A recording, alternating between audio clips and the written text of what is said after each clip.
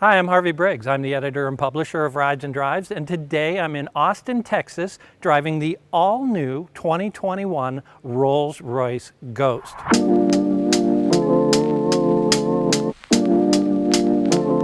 Now this car is all new from the ground up. It starts with Rolls-Royce all-aluminum space frame architecture. They call it the architecture of luxury, and that's already used on Phantom and Cullinan. But deploying it in Ghost allows a couple of new things in this model. First of all, this car has all-wheel drive. So now you can drive Ghost in northern climates like Chicago and New York all year round. It's also powered by the 6.75-liter 12-cylinder engine, and that's mated to an 8-speed automatic transmission that uses the GPS to read the road ahead and put you in the perfect gear for the corners or hills that are coming up. The Ghost starts at $332,500, but most will sell for close to or over $400,000 when you put in options like the Starlight headliner, the lamb's wool floor mats, and a number of other things that are available. You can bespoke this car any way you want, and that's the beauty of Rolls-Royce. No two cars are the same. You can really make it your own. One of the things I want to show you about the new Ghost that's really changed from previous generations is what they call the planar system. It is a combination of suspension, components, and technology that really helps flatten the road and helps the car perform in a more consistent way. Now, it starts with this suspension here. It actually has a second damper on it, so you have a damper for the damper that smooths things out even more and takes all those little imperfections away on the road. Up here, you have two cameras that read the road ahead, and they adjust the dampers in the suspension automatically. So if a pothole is coming up, it'll tighten that up so the wheel won't slam into the pothole and create a big ruckus inside the cabin. And then finally, it is that engine and transmission that read the road ahead as well, and it really smooths out everything. So when you're behind the wheel of this car and driving it, you don't feel gear changes, you don't feel any imperfections in the road, and even when you hit the brakes hard, it doesn't dive or it doesn't sway when you're into turns the way the previous generation of car did. So let's take a look inside of the new Ghost. First of all, like all Rolls-Royces, you have electronic door opening and closing in this car, which is kind of neat. And what they talk about in this car is that it's designed around the concept of post-opulence. And that means it's luxurious, but it's not over the top in terms of the details. So you see things like this open pore wood that is a little more subtle than the traditional piano finishes. You have one stitch line here, not several. You don't have a lot of quilting on the seats and things that are more ostentatious. This car is just a little more laid back, I guess, than the traditional Rolls-Royce. Certainly Phantom is that over-the-top big, I want to show you how much money I have. This is, I have a lot of money, and you know, it's still a Rolls-Royce, but you're not throwing it in people's faces. So I'm going to give you just a bit of the backstory on Ghost and where this name came from, and it really is one of the seminal stories in the history of the Rolls-Royce brand. Claude Johnson, who was the managing director of Rolls-Royce, often referred to as the hyphen, he ordered a new 4050 model Rolls-Royce, and he had it painted with aluminum paint and silver accents, so it was this, you know, beautiful silver looking car. And he used it with the automotive press as a demonstrator model, and when the journalists drove it, they all commented about how quiet it was, and they gave it the nickname Silver Ghost. So That name stuck, and it was really used as a nickname for all of those 40, 50 models throughout that history, even though Rolls-Royce never called them Ghost. So then they brought it back for this mid-size sedan when they launched it in 2009, and that was the first Goodwood Ghost. This is now the second Goodwood Ghost. It is a mid-size sedan in Rolls-Royce parlance, although most manufacturers would consider this full-size. You do have Phantom above this in a much more opulent, larger vehicle that just has a bigger presence and makes a more opulent statement. One of the things you'll notice about this generation of Ghost is a much more contemporary exterior. It's not the traditional three-box sedan. This car is longer, it is wider, it is lower than the previous generation car. The front end has just a little bit more rake to it in that it sort of leans back a little more to give it a slightly more aggressive is really the wrong word, but just a more sporting look overall. One of the interesting details is that C-pillar where the roof falls into the boot. It is made to look like a single piece of metal. You don't see any seams back there from the roof to the rear quarter panel, and that's a really difficult feature to achieve, especially since this car is made of aluminum. This is hand welded, and so they have to do it in tandem with a welder on each side of the car. If they did one side at a time, it would warp and they couldn't get that clean, uniform look.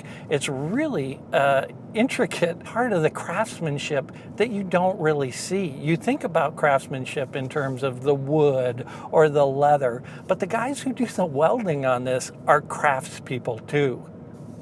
One exterior detail that I really like is the hood, and specifically where the hood and the Spirit of Ecstasy come together. You'll notice that she actually comes through the hood. Again, it's one of those little details that look simple but was incredibly difficult to achieve when you think about the tolerances of creating that hole that has to drop down every time the hood is raised and lowered, and surround it perfectly. In previous generations of this car, and in Phantom, Cullinan, Wraith, and Dawn, she comes up through a separate piece in the fascia. Now the hood can come all the way front and kind of dive down into the fascia, which is a little different look, and again, more modern and contemporary. One of the other things that I think is neat is the LED lit front grille. Now you can't see it during the daytime, but at night there's just a subtle glow behind the grille, and it brings the front to life and gives it just a little more presence in a way that isn't over the top. You know, it's kind of like the Starlight headliner. When I first saw it, I thought, wow, this is really kind of crazy. But then you live with it and you realize, holy smokes, it's just a great feature that gives the car a level of luxury and ambiance that no one else can offer. You know, I've been lucky enough to drive a number of Rolls-Royce. I just finished writing a book on Rolls-Royce, which will be out in December. I kind of know these cars in and out, which is pretty nice to become expert in something so luxurious and cool. But it's interesting because frankly, I was a little nervous when Cullinan came out. Yeah, the car is spectacular in the way it drives, and the interior is incredibly opulent, and Rolls-Royce owners wanted an SUV, so they gave it to them. But frankly, I was underwhelmed by the exterior styling and design of that vehicle. And I was worried that maybe going forward, they were going to move away from, you know, the design that makes Rolls-Royce what it is. And I think with this car, they have really done a great job of bridging the traditional sedan look with something that's much more contemporary and appropriate for the era in which we live.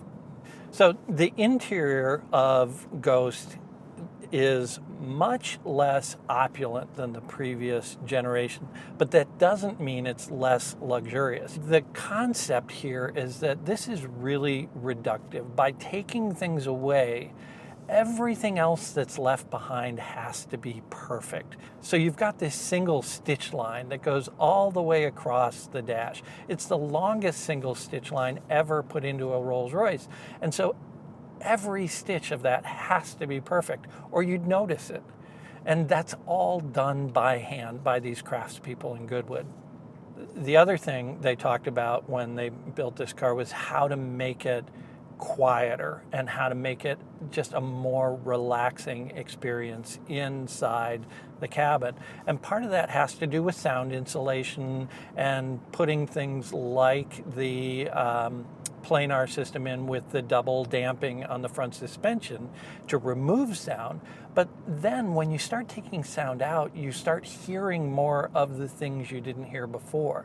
So they really had to go through this cabin front to back, top to bottom, at all different speeds over different road surfaces and just get every little nit out of the way.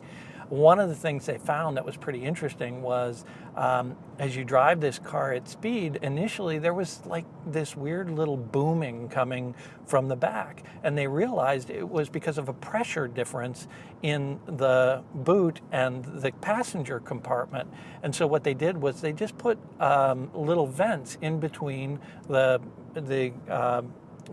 cabin and the trunk, and that went away. So little things like that you probably would never even notice, but if you did notice them, you'd want them gone. And that's the obsession to detail and perfection you find at Goodwood. This is a car that bridges the heritage of Rolls-Royce and traditional luxury. So you still have the umbrellas in the door, you still have the hand-stitched leather, you still have this fairly flat traditional steering wheel with the gear shift lever where it's always been for Rolls-Royce right here. But then you have much more modern and contemporary things, especially in technology, where they've taken a big leap forward in this car, adding in more tech features in terms of connectivity and even things like the USB ports in this are USB-C, so they're thinking forward in this car in a way that maybe they haven't done in previous generations of Rolls-Royce. I need to pick about something about this car because no car is perfect, and frankly, this car isn't perfect aside from the price, which I can never afford. The thing that I don't like about the new Ghost is the digital instrument panel. You know, it's silly and digital obviously works well, but there's something about the dimension of analog gauges that really fit with the tradition of Rolls-Royce and I kind of miss in this car. So Ghost is much more of a driver's car than obviously Phantom, but this generation is much more of a driver's car than the previous generation of Ghost. Their owners are much more active. This is a younger crowd. The average age of the buyer of a Ghost is under 50 years old now, which is pretty young for a $400,000 car. And these are people who are, made their money in the tech industry. They're athletes. They don't want a chauffeur. They want to drive themselves around for the most part. And they do. Ghost is powered by Rolls-Royce famous 6.75 liter V12 engine. That's 563 horsepower and over 600 pound-feet of torque, which makes this car kind of crazy fast. 0 to 60 in 4.6 seconds.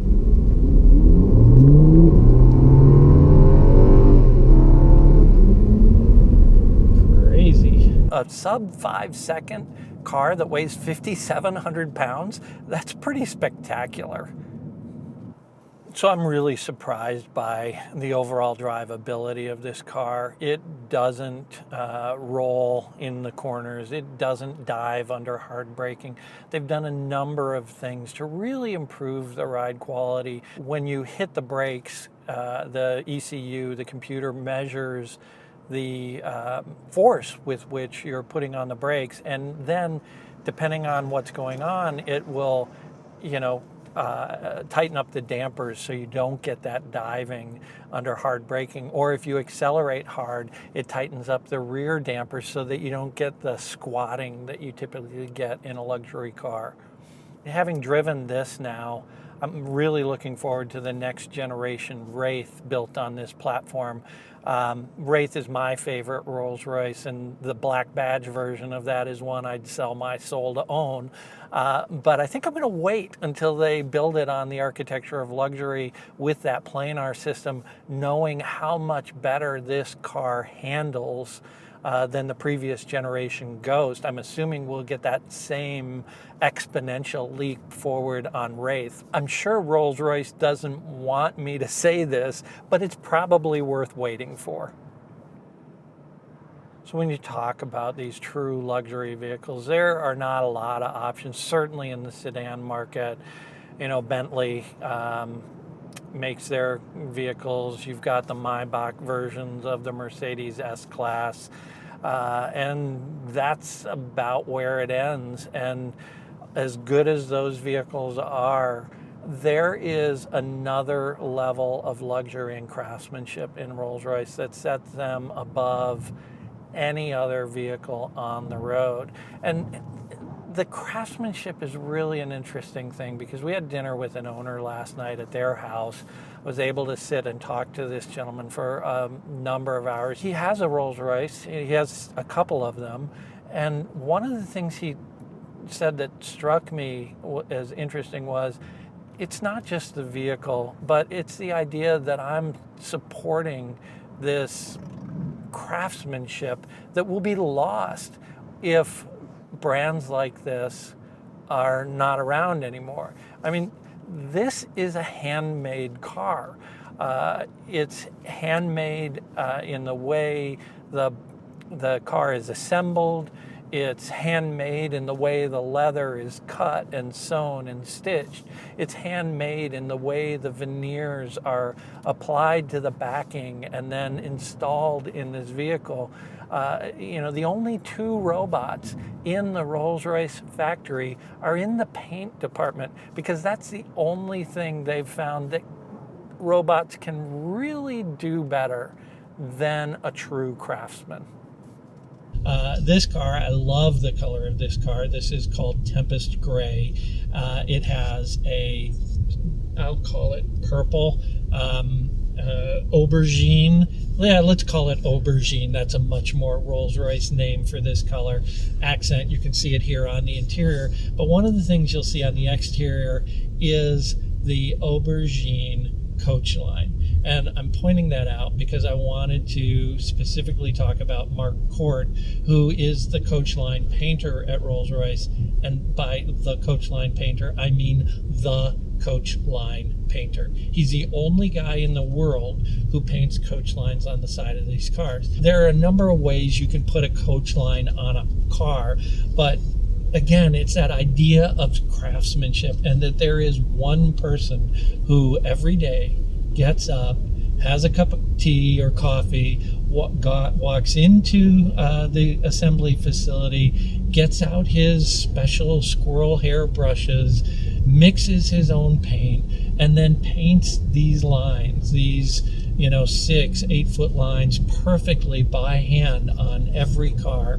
Is just a really cool story. And Mark is a really cool guy. He's the kind of guy you just want to sit in a pub with and share a pint. He started his life as a sign painter, and when he heard that Rolls-Royce was going to be moving to Chichester in West Sussex, he applied for a job there and became the coach line painter for Rolls-Royce back in 2003 when they opened up the facility there. He actually was sent to Germany to train on how to paint coach lines on BMW motorcycles, and was painting lines on tanks and all of that, and just got better and better at it until he was able to take over to be the guy who paints all these coach lines. He's getting close, I think, probably to retirement age, and I know he's working with some apprentices and trying to